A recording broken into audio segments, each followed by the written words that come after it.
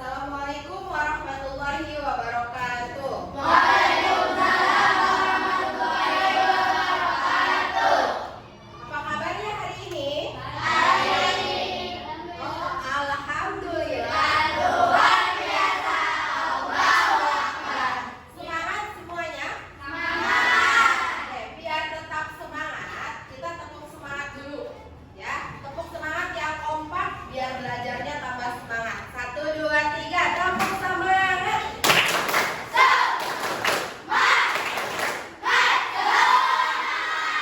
Oke, bagus ya. Hari ini kita ketemu lagi bersama Ibu Eha. Tapi sebelum kita ke pembelajaran, coba tengok temannya ada nggak yang nggak masuk hari ini? Ada. Masuk semua hari ini? Iya. Oke, masuk semua ya. Berarti kalian semua sehat. Alhamdulillah bisa masuk semua, bisa belajar lagi di hari ini ya. Hari ini kita mau belajar apa? Hari ini kita nanti akan belajar tentang coding dan kecerdasan artifisial. Ada yang penasaran? Coba lihat dari gambarnya, kira-kira nanti kalian belajar apa? Robot. Apa lagi? Program. Oke. Sebelum kita lanjut ke materi, kita sama-sama menyanyikan lagu wajib nasional dulu ya.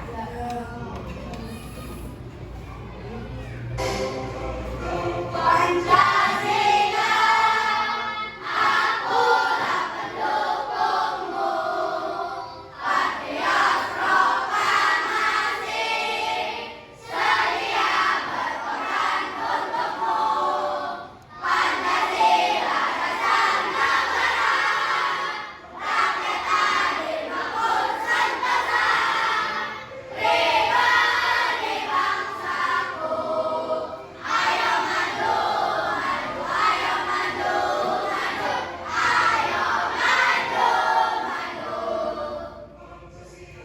Dasar negara, rakyat adil makmur sentosa.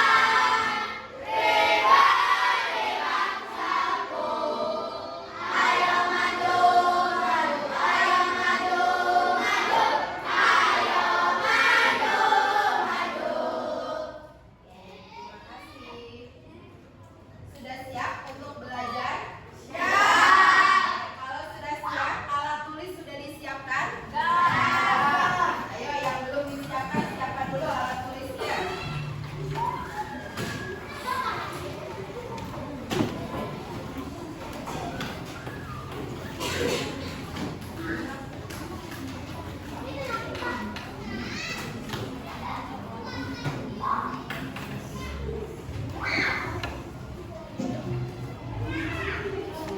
Nah, ibunya udah pada kenal ya, jadi nggak usah kenalan. Oke, lanjut. Hari ini kita akan belajar tentang coding dan berpikir komputasional. Kalian pernah tahu komputer? Ada yang punya komputer di rumah? Enggak. Ada yang punya HP di rumah? Punya semua ya. Nah, bagaimana sih kita berpikir komputasional itu? Berpikir komputasional adalah suatu metode atau cara berpikir yang memecahkan masalah rumit secara metodis, efisien, dan logis. Artinya apa? Kalau kalian punya masalah, kalian menyelesaikan masalah tersebut dengan cara ada metodenya, kemudian dengan apa? Efisien. Efisien itu cara yang tepat dan masuk akal. Berarti itu kalian sedang berpikir komputasional. Karena komputasional itu kan dia berpikirnya secara berurutan. Komputer itu dia bisa bekerja karena dia ada perintah-perintah dari manusia. Nah, jadi komputer itu dia bukan karena komputer hebat, tapi karena manusia yang hebat. Jadi semuanya itu ada di manusia pikirannya. Nah, mirip dengan cara seseorang ilmuwan komputer membuat program. Kalian kayak di HP main game. Ada game apa aja di HP? FF, apa lagi? Mobile Legends, apa lagi? Roblox. Oke, itu ya pokoknya game-game tersebut itu adalah dibuat oleh otak manusia secara apa namanya? Secara beruntun.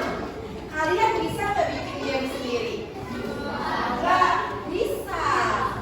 Asal kalian sudah bisa berpikir logis dan berurutan atau komputasional. Nah, kemudian ini adalah keterampilan dasar yang berguna untuk semua orang, bukan hanya untuk programmer. Programmer itu orang yang membuat aplikasi, itu namanya programmer, atau orang yang membuat susunan apa yang ada di komputer. Nah, walaupun kalian bukan seorang programmer, tapi berpikir komputasional itu perlu. Karena apa? Untuk memecahkan semua masalah. Nah, lanjut.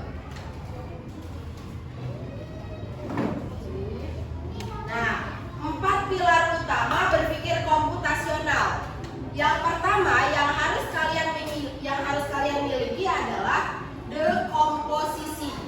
Yang kedua adalah pengenalan pola. Yang ketiga abstraksi dan yang keempat adalah algoritma. Apa itu dekomposisi? Ini gambar apa? Nasi goreng. Nasi goreng. Siapa yang bisa bikin nasi goreng? Bisa semua. Langkah-langkahnya hafal? Hafal. Oke, kalau mau bikin nasi goreng itu biasanya apa dulu yang harus disiapkan, yang harus ada? Yang pertama yang harus ada ya pasti nasi.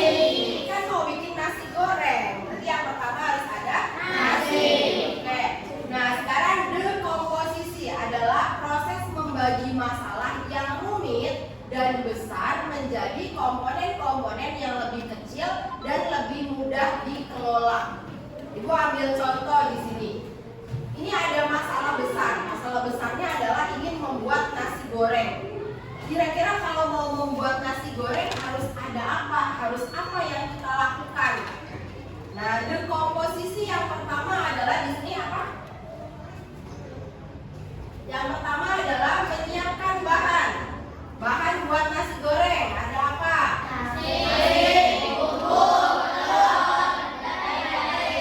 Setelah nasi, bumbu, telur dan lain-lain ada, yang kedua apa? Bumbunya dipotong-potong dulu, kemudian yang keempat,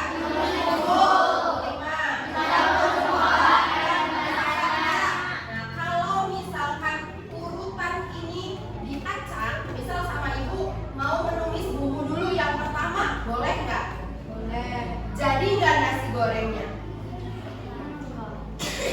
Belum ibu siapin nasinya, belum ibu mengiris bumbu, tapi mau langsung menggoreng telur. Jadi nggak nasi gorengnya? Jadi nggak karuan. Nah, kan karena tidak berurutan. Jadi berpikir komputasional itu harus berurutan. Oke, lanjut. Selanjutnya ada pengenalan pola. Pengenalan pola. Oh, ini gambarnya makanan semua jam makan siang ya. Ini apa? Goreng. Ini cabai. Oke, sekarang yang ini. Pengenalan pola. Kemampuan untuk mengidentifikasi pola, tren, atau paralel dalam data atau di antara masalah-masalah kecil yang telah dipecahkan. Di sini ada tujuannya membuat solusi menjadi lebih efisien. Jika kita menemukan pola, kita bisa menyelesaikan masalah serupa dengan cara yang sama. Ibu ambil contoh yang tadi nasi goreng. Kita mau membuat sebuah nasi goreng. Tadi sudah ditemukan tuh polanya. Polanya apa? Pertama harus menyiapkan nasi, telur, dan lain-lain. Yang kedua ini, yang ketiga ini. Ketika ada masalah, saya mau membuat mie goreng. Kira-kira sama nggak polanya? Sama polanya, mie goreng. Tinggal nasinya diganti sama mie. Nah, itu kan berarti kita sudah ketemu tuh pola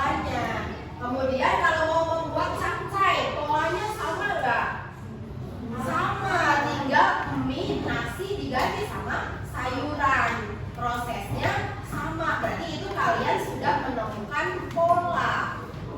Nah, selanjutnya di sini saat membuat nasi goreng, langkahnya kan menumis bumbu, memiliki pola yang sama kayak tadi. Berarti kalian sudah bisa menemukan pola. Yang ketiga,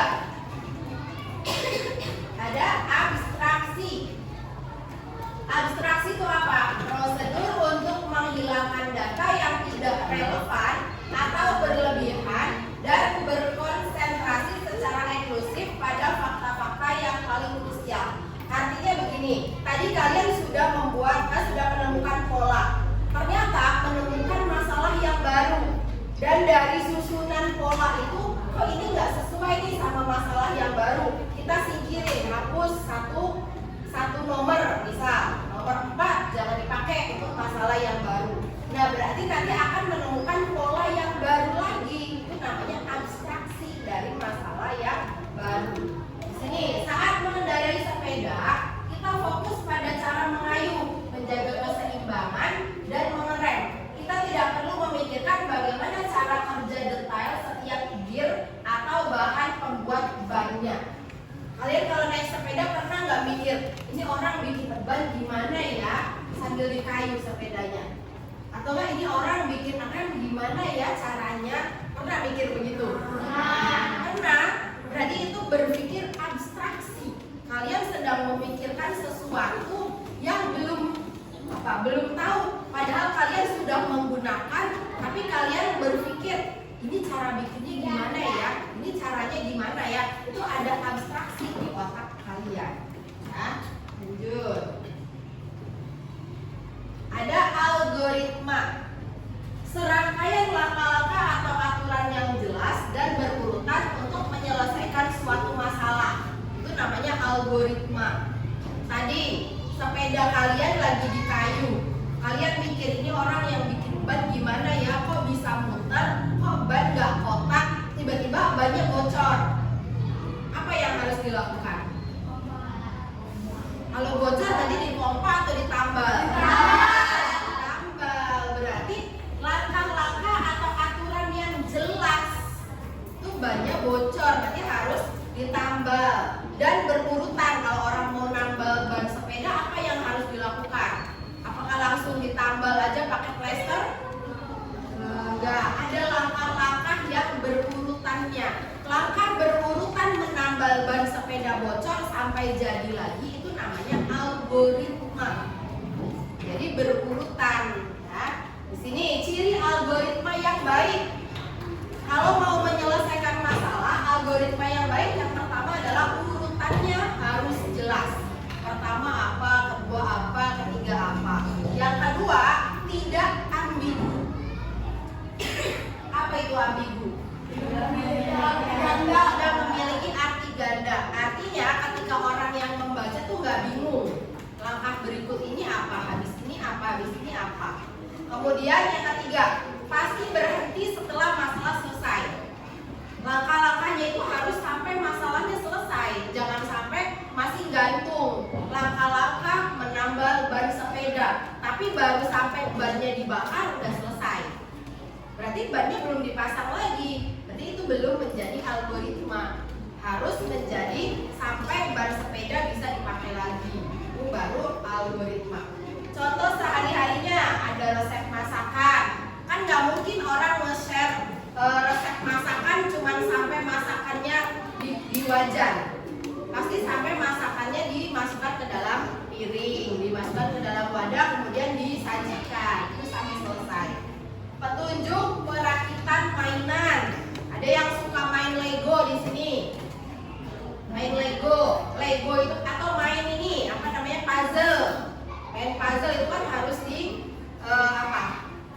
harus dirakit sampai rakitannya selesai sampai sempurna. Atau tutorial cara melakukan sesuatu. Tutorial cara apa? Cara membuat bolu pandan misal. Berarti kan harus berurutan, bahannya apa saja, cara membuatnya bagaimana. Nah itu baru bisa disebut sebagai algoritma. Oke. Contoh penerapan dalam kehidupan siswa. Yang pertama, ini ada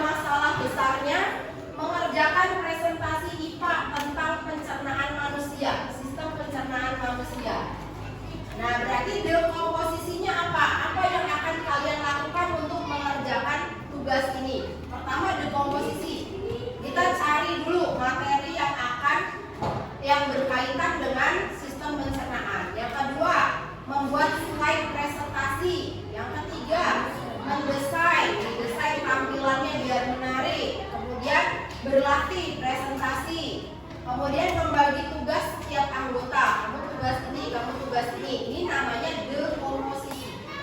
Kemudian yang kedua, pengenalan pola. Berarti harus bagaimana biar materi ini bisa tersampaikan dengan baik. Judulnya kita tulis dulu, biar lebih mudah kita kasih gambar. Kemudian poin-poin pentingnya kita sampaikan. Selanjutnya abstraksi. Nah, abstraksinya apa? Berarti di sini fokus pada fungsi utama sistem organ. Karena tadi tentang sistem pencernaan. Oke, berarti tidak perlu menghafal semua nama enzim yang terlalu detail untuk level SMP itu nantinya. Tapi kalau SD berarti cukup hanya organ tubuhnya saja yang kita pahami. Algoritmanya apa? Kita karena berkelompok nanti disusun jadwalnya. Hari pertama apa yang akan dikerjakan, hari kedua dan ketiga apa yang akan dikerjakan, hari keempat dan seterusnya sampai tugas itu selesai. Berarti ini namanya algoritma, sudah disusun secara berurutan. Oke. Kenapa sih kalian harus berpikir komputasional? Ya, coba yang pertama dibaca. Kenapa harus berpikir komputasional? Terstruktur, ya. Kalian dalam hidup walaupun tidak ahli dalam komputer, tapi perlu berpikir komputasional. Karena ini melatih berpikir logis. Yang kedua apa?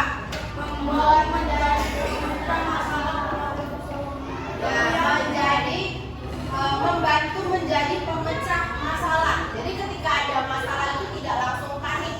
Kita harus berpikir, oh masalah ini dari sini. Berarti penyelesaiannya ini berurutan. Kemudian yang ketiga, ya, lebih efektif dan lebih efisien. Yang keempat, jadi solusinya tidak hanya dengan menangis kalau ada masalah, tapi solusinya adalah dengan berpikir komputasional. Selanjutnya,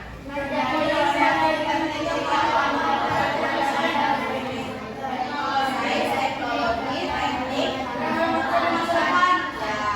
Kalau orang pengen jadi bidang sains, ada kedokteran, perawat dan lain-lain, dia harus punya berpikir komputasional. Ya.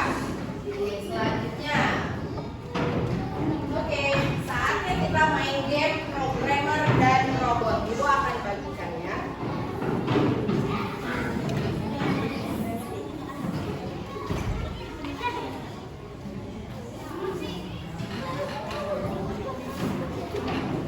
Silakan di kertas yang ibu bagikan itu kalian ada yang berperan sebagai programmer dan ada yang berperan sebagai robot. Silakan ditulis di situ, nanti per kelompok baju.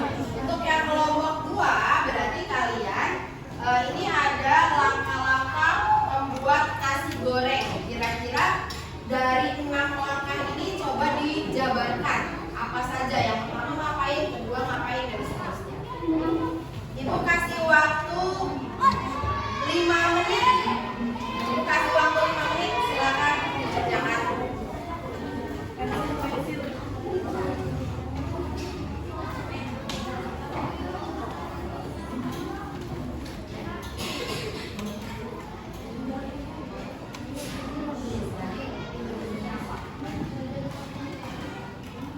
Nanti yang programmer itu kamu yang bacain instruksi, yang 5 orang jadi robot,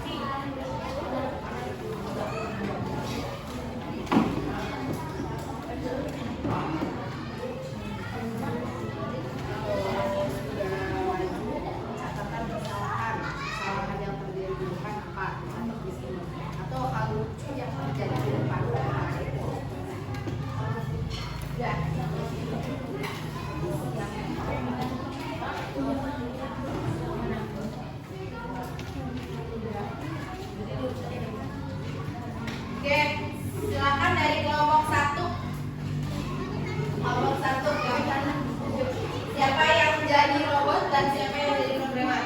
Boleh, di sini, di sini.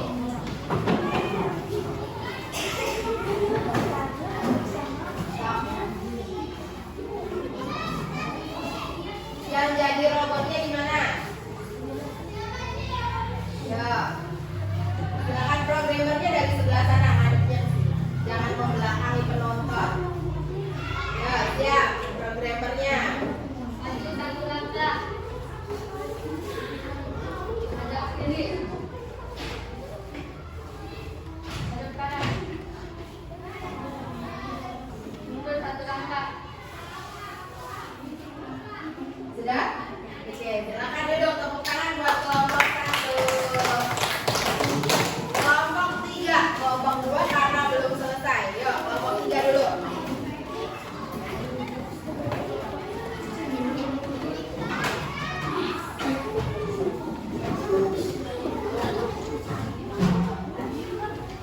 Siapa yang jadi programmer? Ke sebelah sana. Di meja itu boleh di sini. Jangan di bawah, beda. Di sana. Ayo, mulai.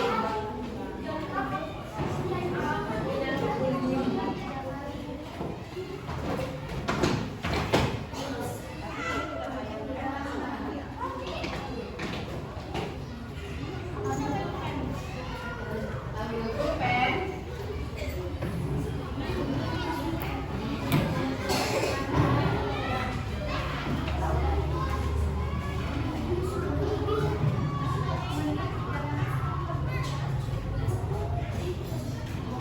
Ya, tangan buat kelompok 3.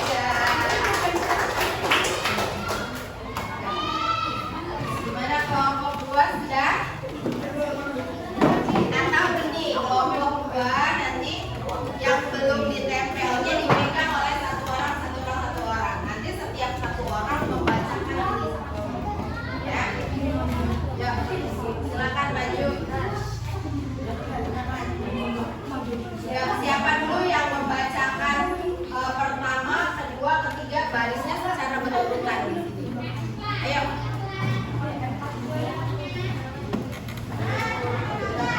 Secara berurutan.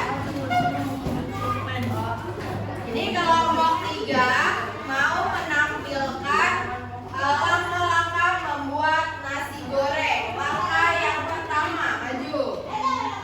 Langkah-langkah membuat nasi goreng. 1. Menyiapkan bahan-bahan. 2. Mengiris bumbu. Lanjut. 2. Menuangkan minyak di dalam wajan. Terus. 3. Menumis bumbu. Lanjut. 4. Masukkan gula ke dalam panci. Terus yang kelima. Oke, yang keenam. Oke, silakan duduk. Ini berarti sudah secara berurutan, ya. Berarti hari ini kita sudah belajar tentang apa tadi? Tadi belajar tentang berpikir komputasional, ya. Oke, tugas yang tadi coba Ibu lihat, dikumpulkan dulu. Sudah belum? Oke, dari kelompok 1 ini ada catatannya. Catatan dari kelompok 1 pada saat pelaksanaan pergerakannya lucu dan ketawa. Oke, punya kelompok 3. Oke, punya kelompok 3. Nggak ada catatan. Instruksinya sudah jelas, ya. Oke, lanjut punya kelompok 2. Kelompok 2 sudah disusun secara dari nomor 1 sampai selesai, ya. Bagus. Terima kasih untuk pembelajaran hari ini. Semoga apa yang sudah Ibu sampaikan tadi bermanfaat dan berpikir komputasional itu penting untuk kehidupan sehari-hari, ya. Jadi kita sebagai manusia itu harus punya konsep berpikir komputasional berurutan. Yang pertama harus diingat ada dekomposisi. Yang kedua ada pengenalan pola. Yang ketiga ada klasifikasi. Yang keempat algoritma. Oke. Terima kasih. Gimana pembelajaran hari ini? Semoga ilmunya bermanfaat. Nanti kita ketemu lagi di pertemuan berikutnya. Kurang dan lebihnya ibu mohon maaf. Wassalamualaikum warahmatullahi wabarakatuh. Sebelum pulang kita baca doa dulu ya. Silakan dipimpin doa Keisha.